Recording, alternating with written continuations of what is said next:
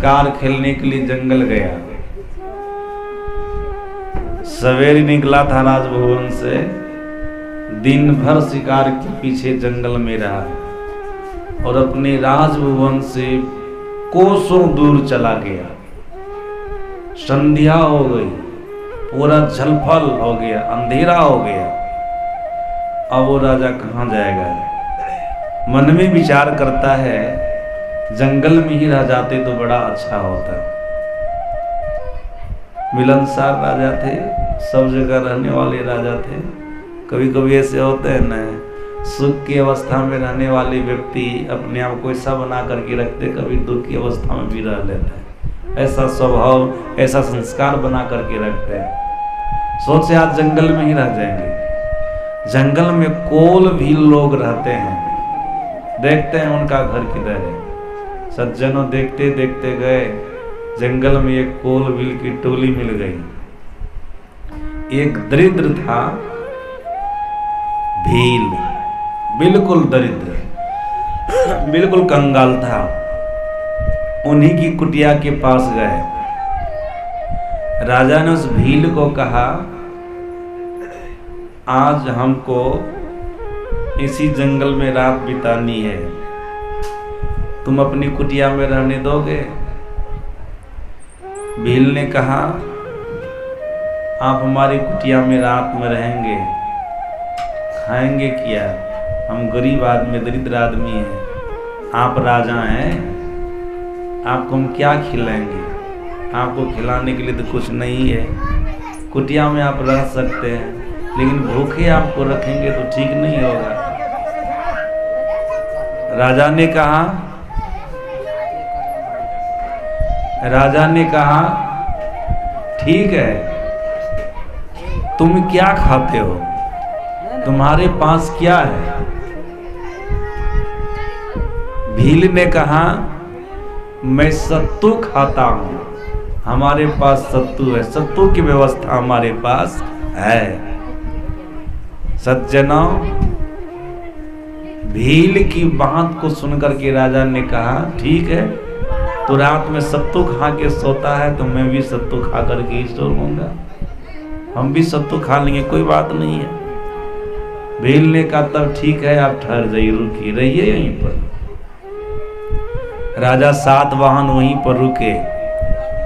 रात में वो भील राजा को सत्तू खिलाए। सज्जनों, ठंडा का मौसम था, ठंडा का मौसम था। भील को एक ही कुटिया थी। राजा को कुटिया के अंदर भील सुलाए। भील स्वयं कुटिया के बाहर सोए, झोपड़ी से बाहर सोए। जो रात में ओढ़ने का सामान था बढ़िया, रजाई वगैरह जो भी कुछ होगा उनको ओढ़ने के लिए, राजा को ओढ़ने के लिए दे दिए। जो बढ़िया था उनको ओढ़ने के लिए दे दिए। अपना थोड़ा बहुत भटिया वगैरह जो था बाहर में बिछा करके उसी को ओढ़ करके सो गए। एक तो ठंडा का मौसम, रात में देखिए घटना क्या घटती है, बहुत जोरों की बारिश हो गई। जैसे आज सत्संग करते करते बहुत जोरों की बारिश हो गई थी, बहुत जोरों की बारिश हो गई। भील का सारा कपड़ा भीग गया, सारा कपड़ा भीग गया। सज्जनों, इतनी ठंड लगी उनको रात में कि रातें में उनका राम नाम सत हो गया, वो मर गया रातें में। सुबह हुई, राजा जब कुटिया से बाहर निकले तो देखते हैं भील बेचारे मरा हुआ है। ये तो धार्मिक विचार के राजा थे। थोड़ा इनके मन में होता है परमात्मा इनके साथ क्या व्यवहार किया। कितने बड़े पुण्यात्मा भील हैं कि हमको अपनी कुटिया में सुला करके अपना बाहर सोए, इनको कुछ खाने के लिए नहीं था। दरिद्र आदमी सत्तू खाते थे, हमको भी सत्तू दिया, जो था सो दिया ना, जो था सो दिया।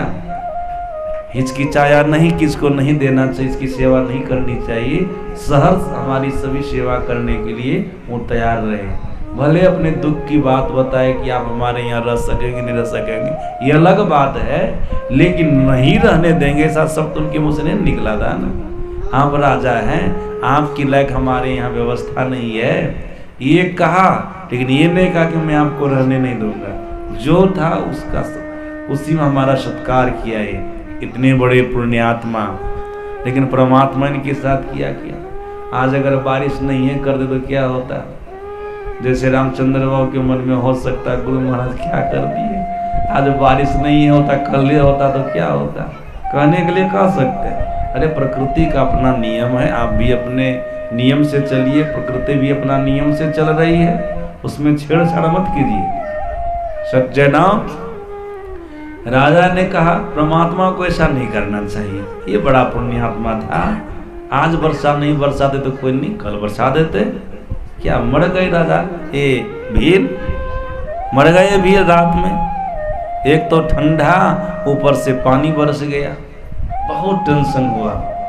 सज्जनों, अंतिम में उस भील का दाह संस्कार राजा स्वयं से किए।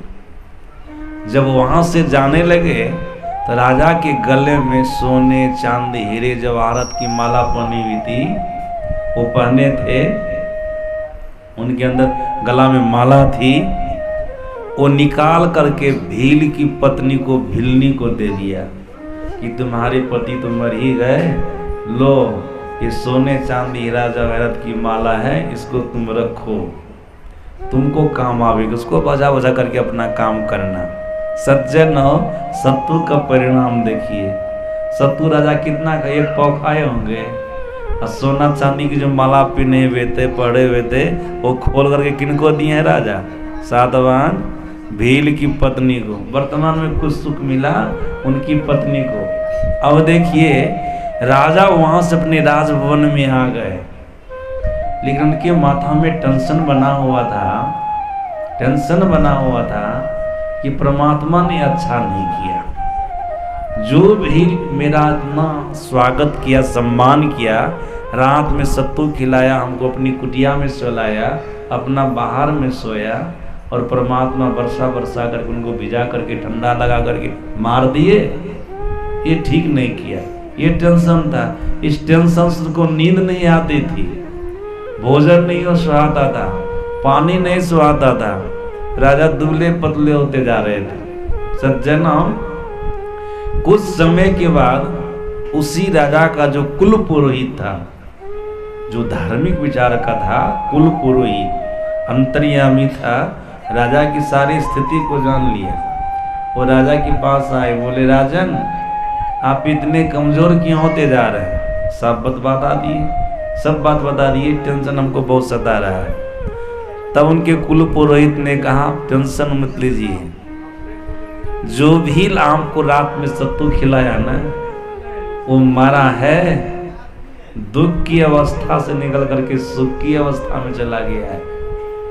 कहा इसका प्रमाण का मैं भी देता हूँ। आपका जो नगर सेठ है ना, आपके यहाँ जो एक नगर सेठ है, उनको पुत्र हुआ है, वो बड़ा हो गया है, उसको आप बुलाइए, तब मैं आपको सब बात बता देता हूँ। सज्जना उसको बुलाए, नगर सेठ है अपना बच्चा को लेकर के, उसी बच्चा से कहलवाए वो कुल पुरोहित कि बोलो पूर्व जन्म में तू कौन था, उनके अंदर में शक्ति दे करके, सामर्थ्य दे करके। तो बच्चा कहता है मैं पूर्व जन्म में भील था, और इसी राजा का मैंने स्वागत किया था, सत्तू से स्वागत किया था, और अपनी कुटिया में इनको सुलवाया था। मैं बाहर सोया था। देखिए रात में बारिश हुई, ठंड लगा, हमारी मृत्यु हो गई, हम मर गए, लेकिन उस सत्तू का जो हम दान किए थे उसका परिणाम ये हुआ कि हम नगर का जो सेठ है उनका बेटा बन करके मैं जन्मा हूँ। आज हमारे जीवन में किसी भी चीज का अभाव नहीं है, आज हमारे जीवन में किसी भी चीज का अभाव नहीं है। नगर सेठ का पुत्र होकर के संसार में आया हूँ, बढ़िया मकान मिला है, बढ़िया भोजन मिल रहा है, बढ़िया सवारी मिली है। सज्जनों, किसका चमत्कार है? थोड़ा सा सत्तू का चमत्कार है, थोड़ा सा सत्तू का चमत्कार है। राजा सातवाहन का ये प्रसंग महाभारत में है।